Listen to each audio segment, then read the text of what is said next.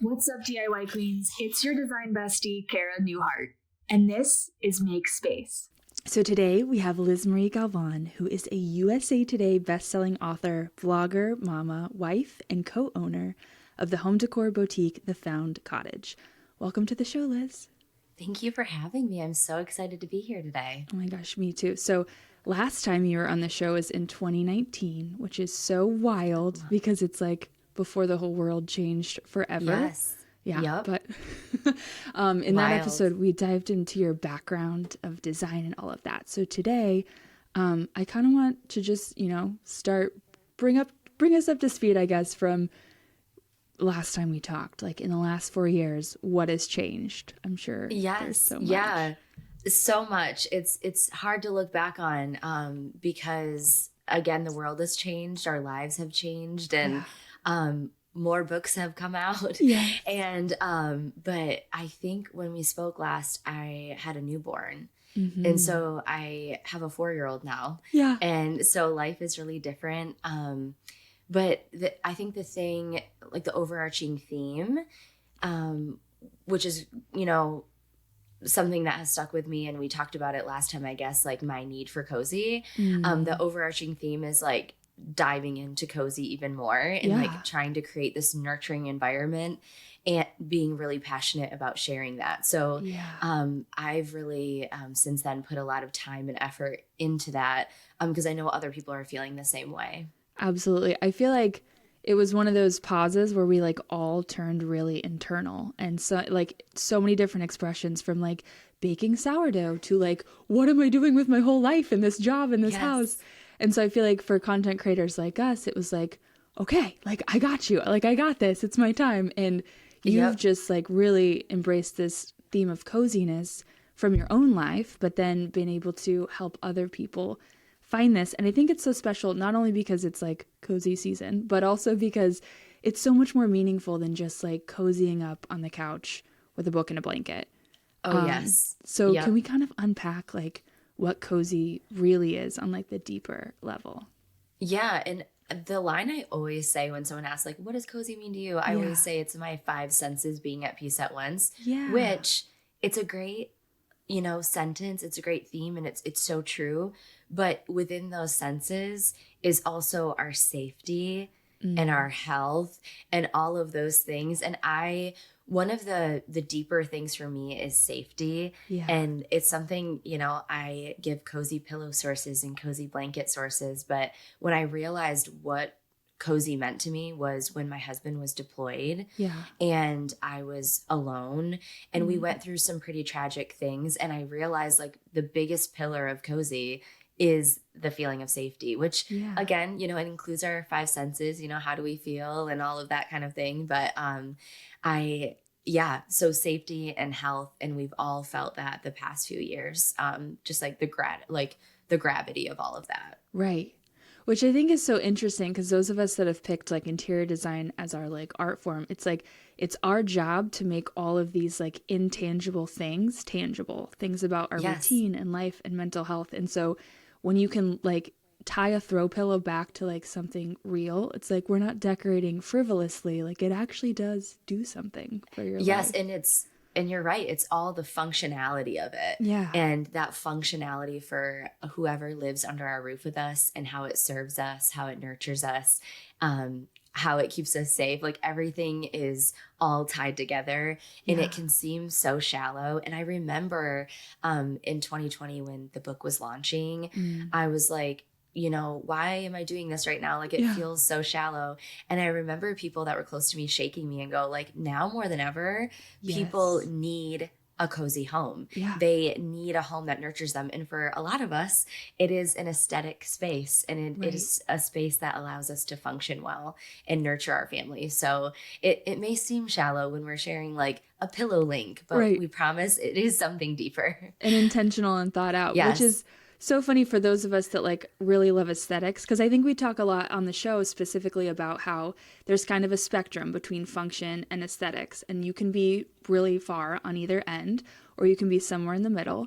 But there are those of us that's like, we need things to be pretty. Like I've always felt that way. Like in college, I couldn't study in the library because it was ugly, and I couldn't focus just because it was ugly. Yeah. And some people don't feel that way, but like, do you feel any connection in that way to aesthetics, like making things beautiful impacts you?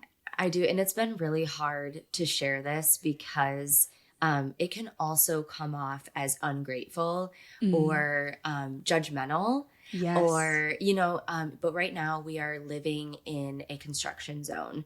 Right. My husband and I keep saying we are so excited for the day that we can like take a photo and we don't have to shove things out of the way or move to a certain corner of our entire farm, inside and outside, is under construction. Oh, wow. And I think that can come off as ungrateful when you're like, I am so ready for things to be done. But it's been like 3 years of construction. Just right now, I think I think everyone's experiencing that. There's shortages and builders are busy. But we are totally experiencing like that breaking point of everything's a mess. Nothing looks good. Yeah. And so my home is not nurturing me right now. Right. So it's great for me to like look within and have it and have a child where I'm like, okay, but it just needs to nurture him right now. Right. Make that the focus. Yeah. But I know like as a mom too, we have to have our cups filled. And so I am experiencing that right now. I'm really seeing that like, oh, wow, I do rely on an aesthetic functioning space for myself. So yes. Yeah. So like interesting journey when you're thrown into the other side of that for sure. Yes. So grateful to be able to do all these projects and have this old farmhouse to work on. Yeah. But I'm human. Yeah. And so there is that like breaking point. Right. Absolutely. But I think it's like with any creative process, like sometimes you have to completely break things down to rebuild them. And like that part of the process where it's like all taken apart before it comes back together, no matter what that looks like, is stressful. And so yeah. And a true creative understands like there's always this cycle of like, why did I do this? And this is going to be terrible. And then it's like, oh my word, I love it. Right. So it's a true creative thing for sure. Right. And there's so much like of an internal creative process that like not everyone's going to see the full process. Like people will take glimmers of this or that and make judgments based on, oh, I love it, or I don't. And it's like, you didn't see the whole thing. So yeah. In the journey, like, and right now too, in motherhood, I feel so busy that I'm actually not great at sharing the journey. Yeah. I'm great at sharing the after of everything. So I'm sure from the outside, it just looks clean and aesthetic and, because I'm showing you one corner of the home only, you know what I mean? So it's definitely that with the audience. So I do like to share the mess sometimes so they don't feel as alone, because a lot of us are going through like either we're living in a home we don't have the budget for or the time for. So it's definitely a universal thing, but it's hard to share that all online or in a book. Right. It's hard to share the process first because it's like if you share too much of the process, you just look like a dumpster fire. And it's like, does anyone really want to be here for like just straight mess? But also like, if you've made it part of your business, like I know like some things I'm posting and I'm like, I know this will resonate and I know this will do well and it's a brand deal. So it needs to do well. So it's like hard to balance like how do we curate that well to give the whole story, but also like, it's a business. It needs to look good too. There's definitely like I think we all have that little battle of like I said it a lot this week. I'm like, I don't want you to think that I'm perfect at this, and so then I share like the flawed part of it, but then I'm like, maybe don't do that so much, you know what I mean? So we all have those little voices in our head that as we're sharing. So fun to deal with those. But so this is your third book? This is the third in the Cozy White Cottage. And we also have a kid's book. Oh, I didn't know that. That's so sweet. Yeah, it's funny. It's the third and final book in the Cozy White Cottage series. Okay. And so when I'm talking about it, I always am like, but it's so different and unique. It's a very interactive book. Right. There's a lot of like journaling spaces and still the 100 tips. Each of the Cozy White Cottage books has 100 tips in it. Yeah. But it's very different and unique. So it's a really fun one to talk about. Yeah, that's so fun. We like love journals around here. That's what we have going on. But I love that. I love it. Your books are also very practical, like very beautiful, very like can definitely be used as the coffee table book or decor and have such beautiful inspiration, but you share such like tangible tips. And I really, really love that because it's I love that you said that. Yeah. Yes. I was just saying this week that when people share design books, I'm always like, oh, like, sometimes the book gets included, but a lot of times it doesn't. And but I'm like, but it's not a design book. And for years I've been like, okay, where do I fall? And this week, for some reason, this thought popped in my brain. I'm like, I'm not a design book. I'm a home book. It's like, I am never going to be like a high design person. Same. Yeah, like 95% of our home is thrifted or it's DIY, it's antique. Yeah. I'm a collector, so I've got, it's just never going to be trendy or high design, but I still felt left out of spaces because I'm like, what am I? And I'm like, I'm a home book. It's a compliment that you just said that. And I want it to be approachable. And, there are those comments too that are like, like more design photos. And I'm like, I just don't think this book is for the people that want to, just like I said, just want to like antique, collect and curate over time. And we're not going to be that like design trendy book. Right. So I'm so glad you brought that up today. Yeah.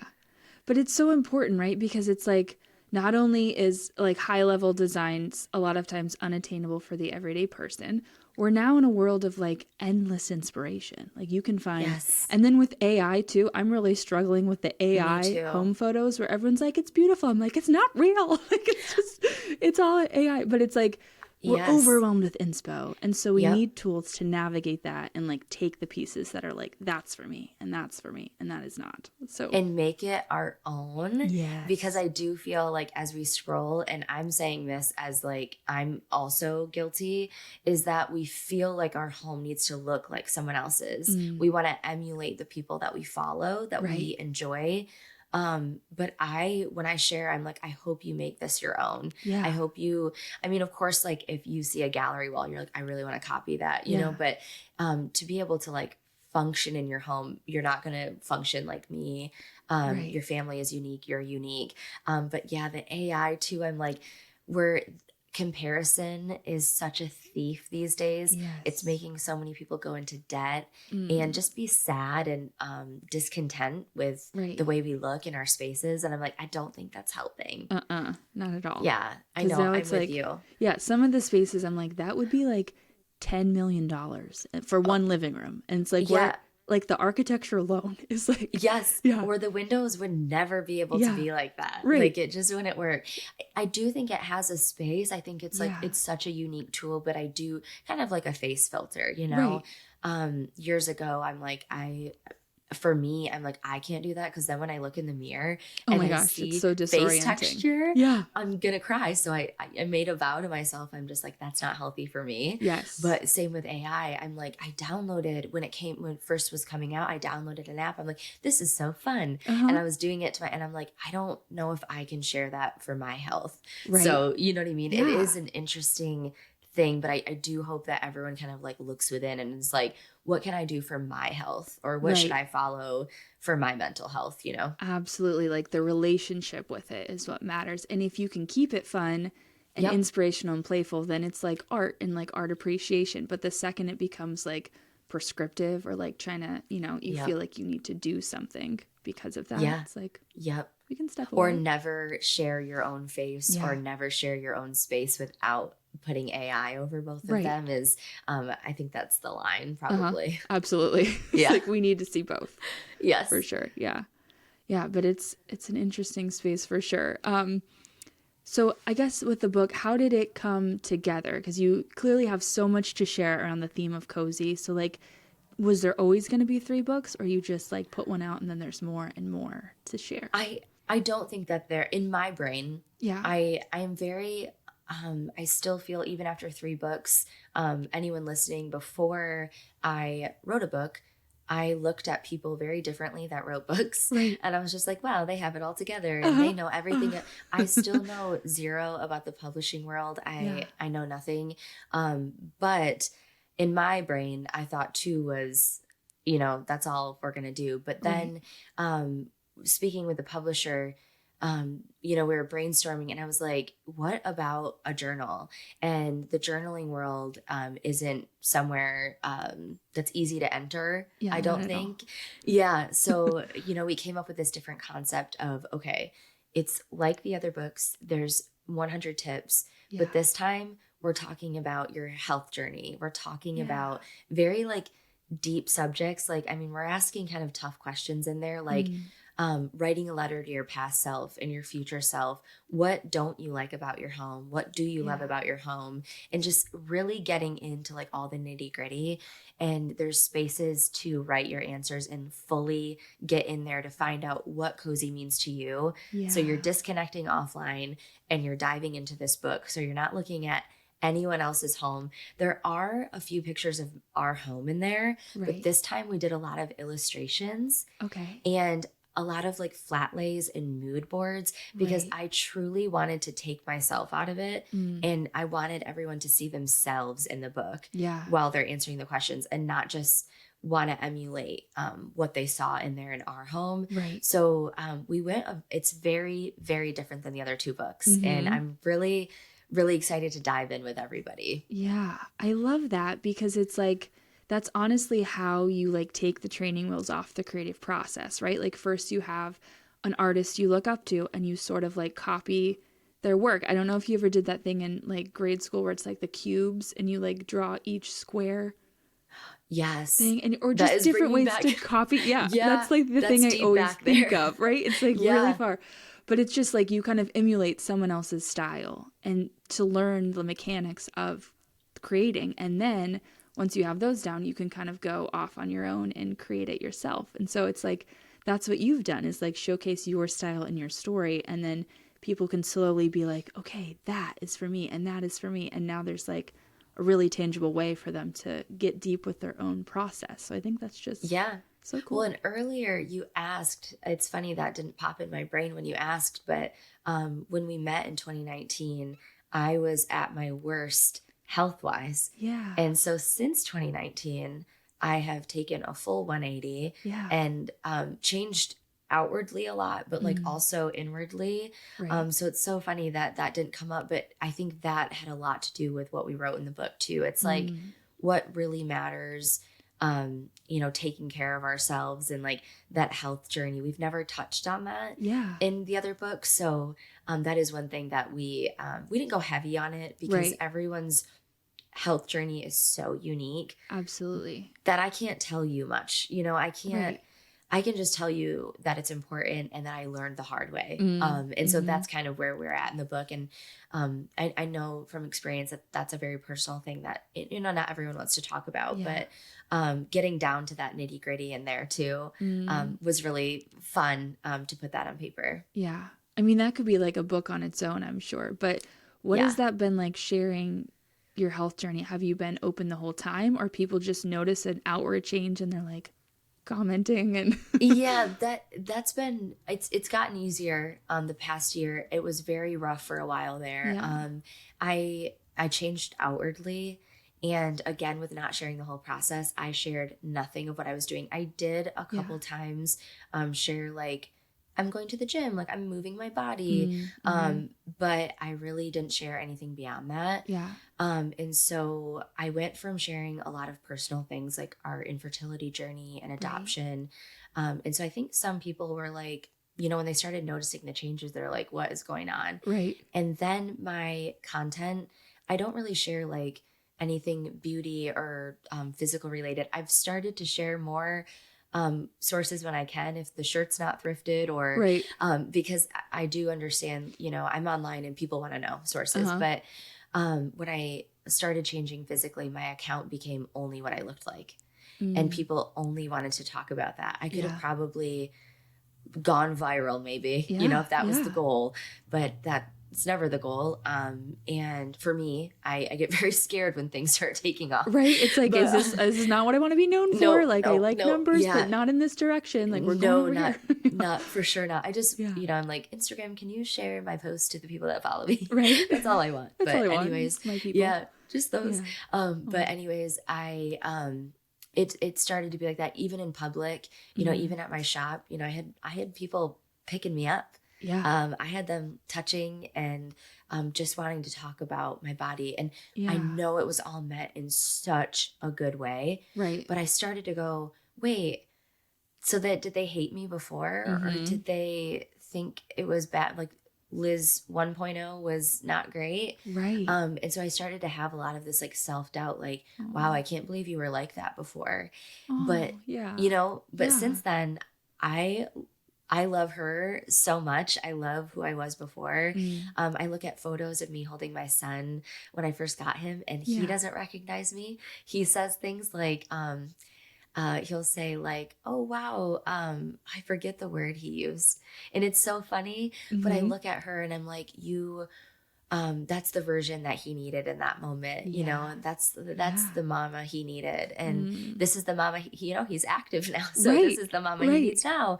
Yeah. And so, and I hope it inspires him one day. Like he'll always be able to look at those two mamas and he'll be able to look at them. But it definitely has died down. I will say like now people are used to who I am now. Right. But for a while it was really hard to share publicly. And I did get, comments from people and I thought of the comments I was getting that were meant to be mean. And I thought, you know what? I might have thought those things before. I never left a hate comment, but maybe on a bad day I did think that. Yeah. Or, I don't remember that, but I was in a bad place. So I just come at it like that and it is what it is. And I just hope that it inspires the right people that need it. Right. I had something similar, but I wasn't really online at the time. But yeah, my photos like with my daughter when she was like a baby, she like looks at it and she's like, is that your sister? Like she didn't think it was me either. Yeah. But yeah, definitely like went through a health journey before getting online. So it wasn't public, which now that I know what I know about things people are willing to say on the internet, it's like we would not have survived if it was. Yeah. It's rough, especially now. I think there is this trend. I lost weight at the wrong time. I think there's this trend of certain medications. And so I do think that those have the right place.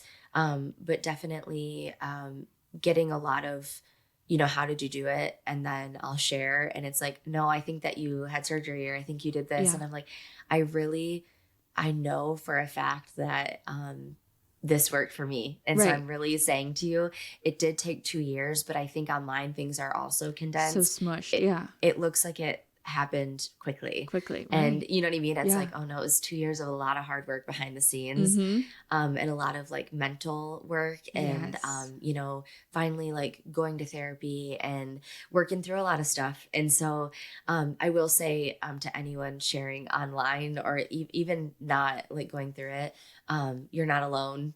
Yeah. It is a lot of hard work and the comments, they also go away. So yeah. There's hope, yes. Yeah, there is. And comments are so funny because I feel like once I started looking at them as like about that person, like that was leaving the comment, like they're saying mean things and they say mean things about themselves. Like they're comfortable saying it to me because it's like that's what their internal self-talk sounds like. And so thinking about that kind of stuff, it's like I can have more compassion. Like, okay, this isn't about me. This is about you feeling like if you tear me down, you can like feel better or, it's like so dimensional in that way. But I always see a compliment in it too. Cause I'm like, I'm so thankful that I see the world differently. Yeah. And I'm so thankful that I can look at things with discretion and go, I don't see the full picture. I don't know all the details. So as I'm scrolling, I might see something that I don't like or that I don't agree with. And I'm like, you know what? I only see this one thing. I don't know their whole story or their experiences or the whole story. And so I can keep scrolling and that's a gift and I'm thankful for it. So I always see it as kind of a compliment and like, thank goodness I don't experience the world or see the world like that. Right. Because it sounds hard, honestly. Yeah, it like, really does. Sounds sad and hard.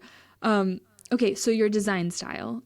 I feel like it could be described as like a farmhouse aesthetic with lots of white and airy elements and wood tones. I know you've honed and curated this over the course of years of like collecting and in alignment with your actual life, which includes like a real farmhouse and lots of animals. But is there like a specific way you describe your style? Yeah, I always say it's cozy cottage farmhouse. Yeah. Just because we do live in an old farmhouse. Yeah. And so I want to, pay homage to that. But then I'm kind of very eclectic and curated. And it is very interesting, like, evolving over time. And I think on my health journey, for some reason, I started craving a lot of like color and pattern. Yeah. And so that's where I feel like that cozy cottage comes in. And I always think of like a little grandma's cottage in a field. Yeah. And it just happens to be in an 1800s farmhouse. So definitely very, cozy cottage farmhouse, curated. And I always want to encourage that collected, no matter what anyone's style is. I'm like, just collect over time. So I hope that's visible through our shares as well. Absolutely. Because I feel like one of the biggest questions I get from people is how to uncover their style. And I think we know that that's a long process of like, it always is evolving and changing. But is there any advice you'd give to people to maybe help them get there quicker versus like really having to be in the trial and error and confusion? So much, because I was here a few years ago. Yeah. Every season I would like go into Home Goods and like buy all new stuff. Yeah. And then I was overloaded with stuff. And so my first thing is allow yourself to evolve. Yeah. And go into looking for inspiration with so much discretion. Like, do I love that in their home, or would I love it in my home? Also, if you share online, it's actually extra hard because you see what's trending. Right. Do you really love it, or are you just doing it for the gram? Right. Are you painting a wall green because you love it and you're like, I'm going to live in this color, or it's going to go over well or perform online. Right. And so that's definitely like, I think one of the hardest things for me or was to work through. So I hope that I can share that. And that's such a great question. Yeah. But also just like looking at it, will this function for my family? Mm-hmm. Will I love it? Is it a classic item that I'm going to love? Do I actually have the budget for it? Right. Do I need it? There's so many questions to ask before you click a link and just purchase. Right. And we're all guilty of it. And that's where I never preach. I'm coming from the trenches. Right. And Absolutely. so I'm continuously guilty of it. Yeah. We all make mistakes, but allowing yourself to evolve and to be yourself. Right. Picking and choosing from different pieces of inspiration from your life, from online, and what you want to do, and looking at things and going, do I truly love that chair? Right. Allowing yourselves to get rid of items. You don't need to keep things forever. You can sell it to get a bigger budget for your design makeover. You can give them away. I know family and friends love when I go through my decor closet because I'm always giving things away. So allowing yourself to evolve, allowing yourself to say, I made a mistake. I think the greatest thing ever is when I repainted a wall, the amount of DMs I got from people saying, I'm so glad you shared this because I would have lived with the color. Right. I would have not known that you can go out and buy another can of paint and do it all over. Yeah. I think that's great. I think it is. I do it all the time. We all mess up. And I know a lot of designers or, we feel like we need to like be on this pedestal and be like, don't admit a mistake. Right. We're all human. Yeah. And so it's okay. So allowing yourself to evolve and just finding your uniqueness. And I would say that if you're not messing up, you're not taking big enough risks in your creative process would be my thing there. Exactly. Like, and sometimes, it's hard to humble yourself or live with it and go, what's wrong with this room? Like I just painted it. What's wrong? And like trying something new, like you said, it's and messing up again, right? And always wanting to stay in budget too. I know cozy for me is not going into debt. And so definitely I keep saying like, oh, just buy another can of paint. Paint is expensive. Yeah. And so maybe we do need to live with it for a little while, but it's okay to say that you did something wrong. Right.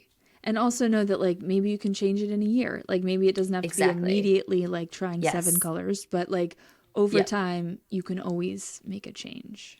And there's like affordable ways to do that for sure. Yes, for sure. So with like the farmhouse trend, which I know your style isn't literally only farmhouse, like there's so many more elements to it, but as that trend, like people observing online, we're in like the late stage of that trend. So how do you choose like what parts are like you and that are coming with you no matter what, and what parts are like, we could try something new here? That was interesting. So around, and maybe I'm getting the dates wrong, but I feel like 2016 was like peak farmhouse. Yes. And people were like putting metal and signs in their home. Uh-huh. And I think that was like the peak.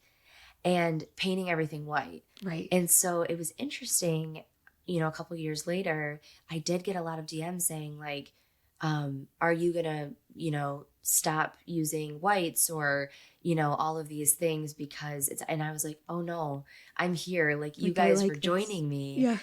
And you know what I mean? Yeah. But it was very interesting. And I don't know, we probably did. I think I did put a metal chicken coop in my dining room at one point. Mm-hmm. So I did join trendy things, you know, in each season, I think we all do it. And I think that's great. Like, I'm sure I'm doing it now with something.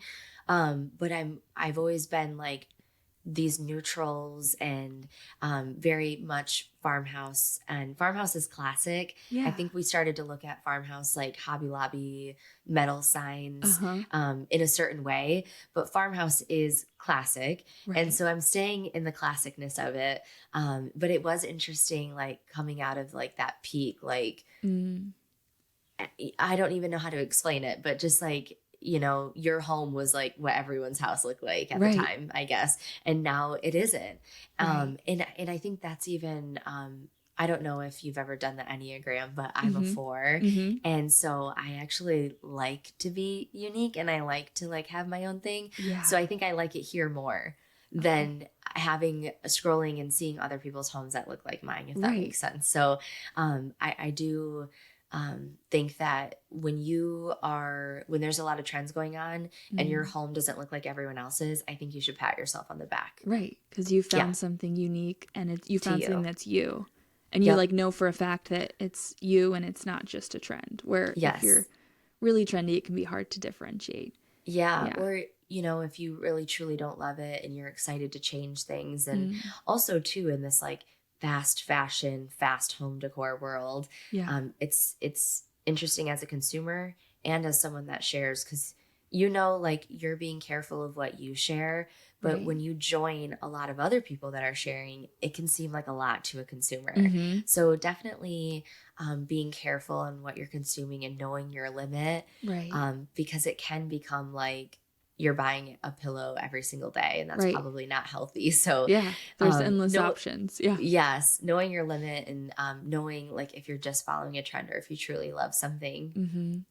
And I think it's interesting when you were talking about farmhouse being classic, because it's so funny, like when a certain style is in the spotlight and we like have a microscope on it, like there's certain elements we pick out that are like signature, right? Like chippy paint and this and this and this. And it's like, you just miss out on like the wholeness of like the trend and what it actually is. And so I think to carry this style forward is like, it was here before and it's going to be here after. And like, you can really show like the tenets of like a design style without it being like, this is what everyone needs to do right now and switch everything. And yes. And I love that you said it that way, because it's hard to describe. And I was struggling when you asked me about the farmhouse thing, because you also don't want to put anyone's style down. Right.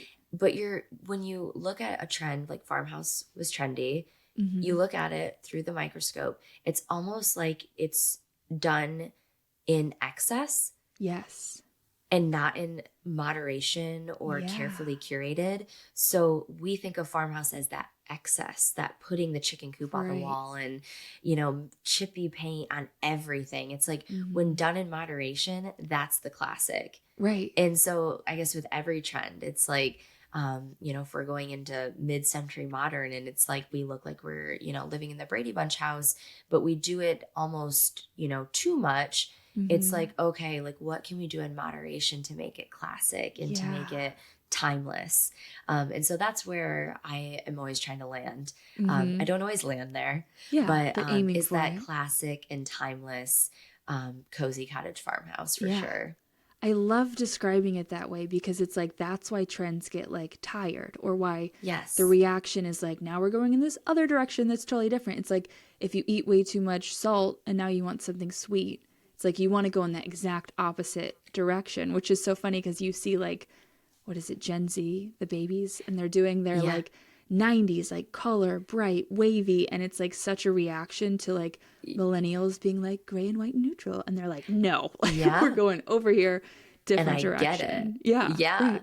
I mean, if bubble chairs come back, I'm probably gonna get one because I know, and I they always say you're gonna sound like your mother, and I will walk through Target and go, I had that.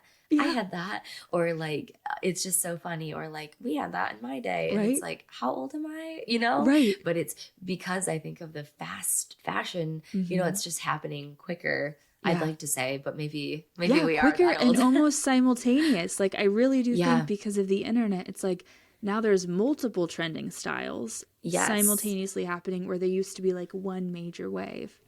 Now there's and hopefully that teaches us that we cannot keep up. Exactly. You know, I don't want to be in the hamster wheel. I want to get off and I want to do my own thing. But it is hard. I mean, most of us are on the internet at least once a day. And so as you scroll, it is hard to have that filter on and see the world and go, I really enjoyed that in her home. I do not need it, but I did enjoy that in her home, you know? Right. So, that filter is necessary. Right. And it's what you have to cultivate first. It's like versus your style, like your sense of like trusting yourself to have a creative perspective and preferences and like honoring those above all inspo that you may encounter. Yes. Which is hard work. It is. We are both, I know, coming at it like we also are guilty of this. Yeah. Yes. Like that's how we got here is I once was there and did it the hard way. Yes. Absolutely. So holidays are coming up. I feel like you're so good at decorating for the holidays because your decor looks like it's like infused into your house. Like it's so, I don't know, you put things in like really unique places or like, you know, like a piece of art with like a little hat. Like it's just so well done versus feeling like it was like put on. I don't know how else to describe it other than you just kind of like plop some decor in a room. Yours is like really blends with your actual home and style. I love that. Thank you. But like, what's your method there? So I truly think, and I'm looking at it from the perspective of my home. Yeah. But this also could be in everyone else's home as well. I think it's that the everyday items and also antiques. Yeah. So I'm thrifting most of the Christmas decor and getting it from antique shops. And really, that's kind of our everyday decor is antiques and thrifted items. Right. So when the Christmas decor is, I feel like it meshes so well. And, you know, we're using old wool mittens and just those everyday items, but they're antique and they're part of the decor. Right. So I truly think that's it. And also, I feel like when you look at I do this every year. I did it last weekend. One of my chores was to go through all my Christmas decor. And this is easy for me to do, I feel like, because I have a shop. But I'll go through all my Christmas decor and say, what do I truly love? Right. Or what is not serving me? And when you do that, I feel like it's truly you. So it truly fits your home. You know what I mean? Yes. Again, you know, you can give items away, sell them on Facebook Marketplace, or if you are someone that loves home decor or antiques and vintage, you find yourself doing it a lot, an easy way to do that too is get a booth somewhere in like an antique shop. That's another way to do that as well, and that's how I started until I got my own shop. But so I'm speaking that, and I know it's easy for me, but really going through your home decor and also your seasonal decor before the season starts, and just saying, okay, let's do a deep clean of the house before I decorate. Like reset. And a reset and, you know, rid our homes of things, reduce, reuse, put it in a different room. Or what do I need to get rid of in my seasonal decor? Yeah. So, and then you feel lighter, you know, you feel ready to decorate and you feel like it actually fits your home. I love that. Like just that level of intentionality and making sure you're like taking a minute with it instead of like get it out and throw it up like we always Yeah. do. Yeah. And then buy more and add to. Yeah. Yeah. And Yeah. before the internet, I feel like, you know, the 90s, like my mom would just take up the same boxes every year and we'd put it up. And so it was something that we truly loved. Like it was those classic items. Right. And so in our world, I feel like we just have to be more vigilant and have that filter on because it is different now. They're always coming out with new things and it is just a very different world. And we're also seeing how everyone else decorates. But of course, to give inspo, I love sharing our home, but just knowing you're decorating for you and your family and what serves you. And the holidays are a time that you're snuggling in and you want your home to serve you and create holiday memories for your kids. Yeah. So it's a really important time to make it cozy for you and your family and actually have it serve you. So it's a really important time to have that filter on. Right. Because you're intentionally creating this environment that's going to like live in everyone's mind forever. Like no pressure, but like there's a lot of good stuff that could come of you being intentional about that process. Yes. Yeah. Yes. And if you're someone that doesn't want to do a lot, my mom, just speaking from experience, I think their home is very cozy. Yeah. My mom never did a lot. I did not get my love for her decorating from my mom. She has never, she still has the same sofa from before my brother was born and he's almost 40. She doesn't buy new decor. Yeah. And now, I mean, she hardly even puts up a tree. It's not something she loves. Yeah. And so you do not need to go all out to create those memories for your kids. You know, do what makes you a good mom, a good parent in that season, what makes your home happier and cozier. So it doesn't also need to be excessive. Exactly. To be cozy. Yeah. And back on that spectrum from like function to aesthetics, like you probably fall on a specific element of that and you can just run with it. Like some people are function people and it's like, this works. Like, why would I get rid of it and get a new one? And I'm like, I need it to look this way. So it's like, I know where you are and be like, you can be comfortable there and not have to feel pressured to move. Be content and be confident in that. There's nothing wrong with you. Yeah. There's nothing wrong with my mom and her 40-year-old sofa that squeaks so loud when you sit down on it. She loves it and it makes her happy. And I love that about her. And I love how different we are. Right. Just because I love seeing how everyone's brain works so differently. Yeah. I just think that is so wild. And I get to see it firsthand all the time. Right. So I'm just sharing her as an example because I do in some seasons of life, I am excessive in my holiday decor and I'm sharing that online. Yeah. And I'm not sharing it like, this is baseline. This is what's right. You know, it's just what's in my brain at the moment. Yeah. Right. Which is so beautiful when we can honor different people's approaches because it's like, that's how you get the rainbow. It's like everyone is a different color and it's a different perspective versus like, this is what we should all aspire to. Like it would be so boring if it was the same. So, and I think one of the most uncomfortable comments I get is actually like, oh, I love your version so much better. Or I love this better than so-and-so's. I'm like, ooh, like I delete. Stop.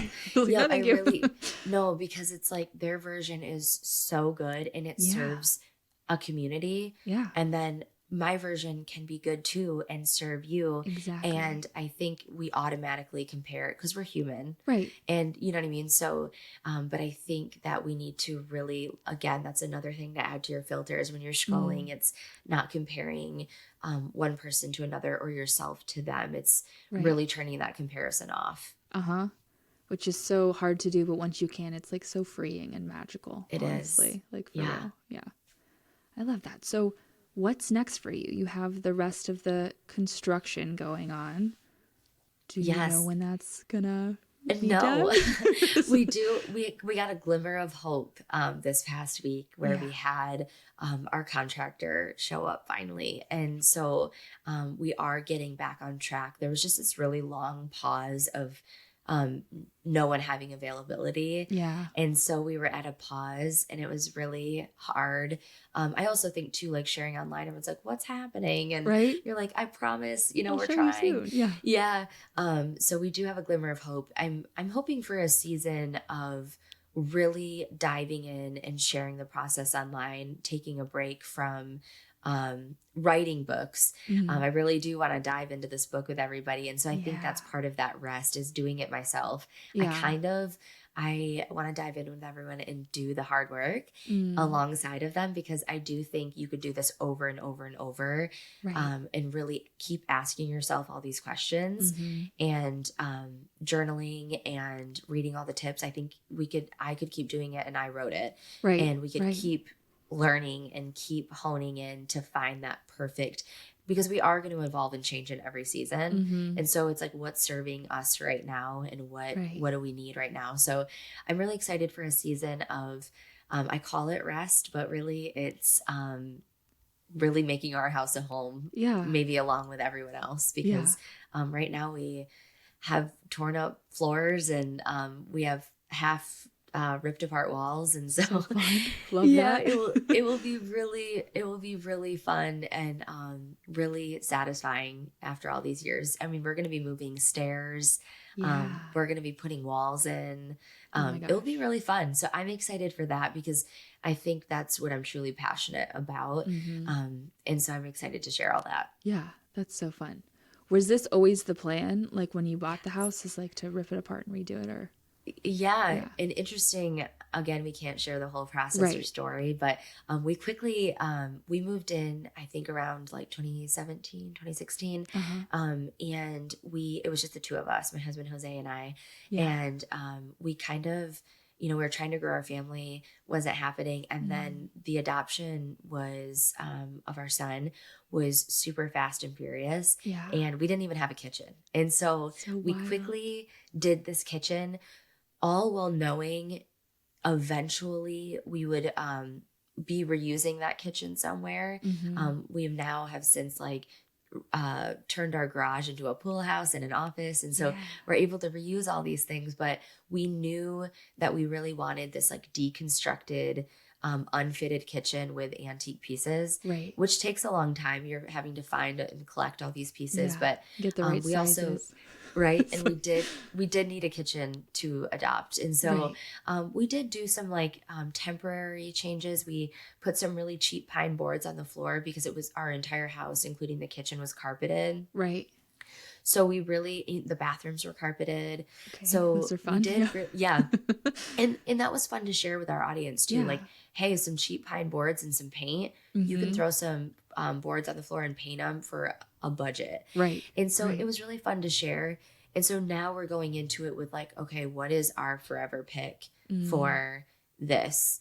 And really going in with intentions of like doing it slower.